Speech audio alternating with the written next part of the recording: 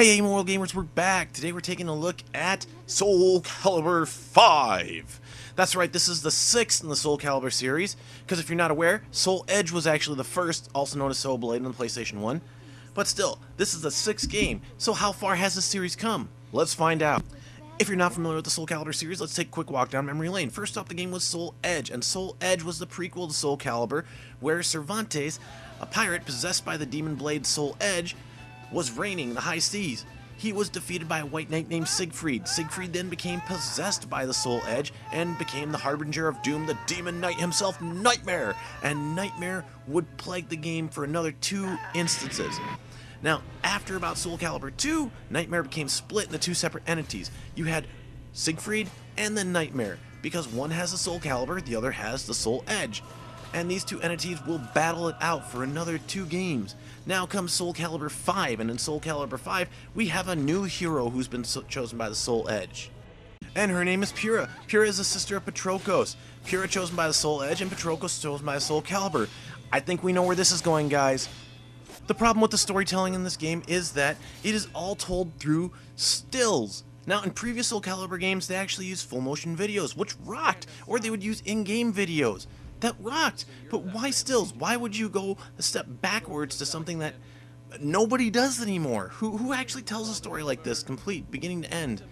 This makes the gameplay a lot less rewarding than it was in previous Soul Calibur games. But as everyone knows, the fighting system is the main attraction, not the story, and that's what we're going to focus on here, because Soul Calibur 5 is more of the same, unfortunately.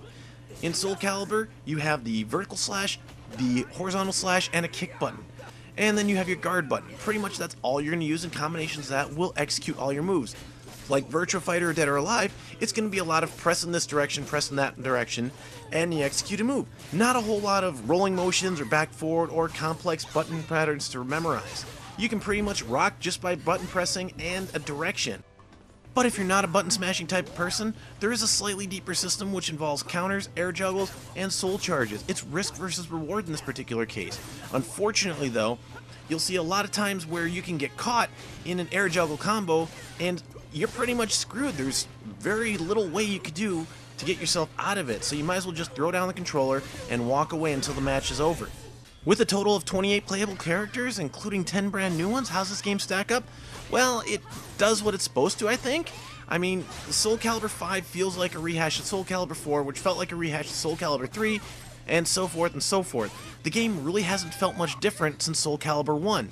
It almost feels like Madden, where they just keep kicking out a new game, kicking out a new game, kicking out a new game. The upside to this is the inclusion of Ezio Auditore from Assassin's Creed. Now, he fits very well into the system. I mean, he looks like he'd be from that time frame, and he is great as a fighter. They adapted him very well to the Soul Calibur universe. Apart from Ezio, though, there's not a whole lot I can recommend here. I mean, the game just feels like another Soul Calibur.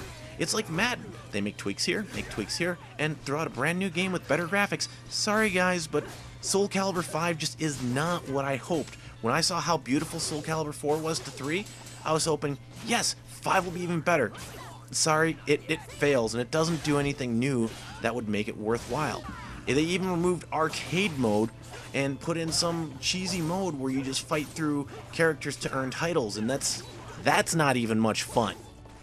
It's like their entire push is for you to get online and play against people online, which I don't like to go online because, quite frankly, I'm not that great at fighting games. I'm decent enough, but I get slaughtered. So I would skip Soul Calibur 5. When they come out with 6, it'll probably be on the PS4 and the next box. But hey, until they do that, Soul Calibur 5's a wash, guys. Now, from a moral standpoint, this game is still one that I can't recommend because, morally speaking, it's fighting, and if you have issues with that, then yeah, you definitely want to keep your kids away from it. It's going to be weaponized combat. Yeah, whatever. This game is also bathed in the level of mysticism.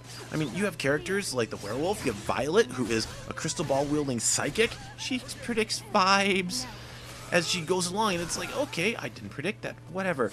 You also have Nightmare, who is demonically possessed by his sword.